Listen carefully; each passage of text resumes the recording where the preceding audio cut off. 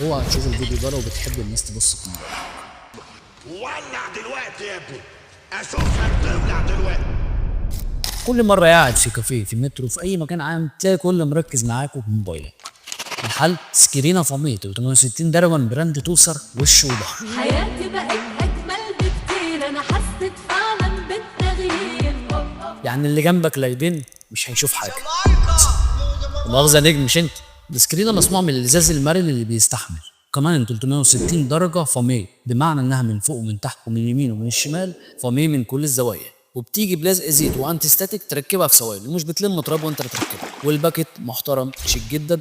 جوه الباكت بتلاقي السكرينه وسكرينه ظهر جيلاتين واخد الظهر كله بالحواف، وكمان مناديل التركيب. يعني الموبايلك بتاعك انت وبس، اللي حواليك مفيش اي حاجه باينه.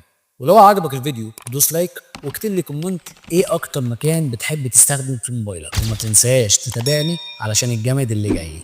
ولو لسه عايز الناس تبص في موبايلك اوعى تشوف الفيديو ده لو بتحب الناس تبص في موبايلك. ولع دلوقتي يا ابني، اشوفك تولع دلوقتي. كل مرة قاعد في كافيه في مترو في أي مكان عام تلاقي كل مركز معاكوا في موبايلك.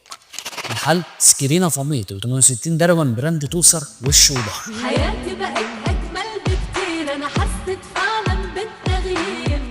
يعني اللي جنبك لا يبين مش هيشوف حاجة. مؤاخذة نجم مش انت. السكرينة مصنوع من الإزاز المرن اللي بيستحمل.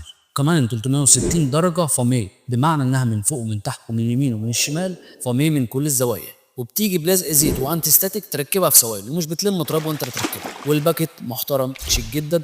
جوه الباكت بتلاقي السكرينه وسكرينه ظهر جيلاتين واخد الظهر كله بالحواف، وكمان مناديل التركيب. يعني الموبايلك بتاعك انت وبس، اللي حواليك مفيش اي حاجه باينه.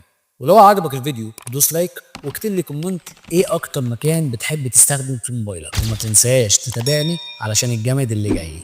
ولو لسه عايز الناس تبص في موبايلك